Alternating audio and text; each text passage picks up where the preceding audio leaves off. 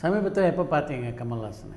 முக்தா சீனிவாசன் மறைவும் போது நான் போயிருந்தேன். அப்போ எதிர வந்தார். அமெரிக்காவில் இருக்கீங்களா இந்தியாவில் இருக்கீங்களா கேட்டார். வந்துட்டேன் சார், இங்கே தான் இருக்கேன், இப்போதைக்கு இங்கேயும் அங்கேயுமா இருக்கேன். அது சொல்லுங்கள், உங்களால் அது விட முடியாது.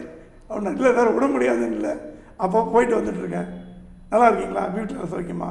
அவன் அன்பாக விசாரிச்சார். நான் கார் வரைக்கும் போனேன். வாங்க மீட் பண்ணலன்னா கண்டிப்பாக வர சார். வணக்கம்.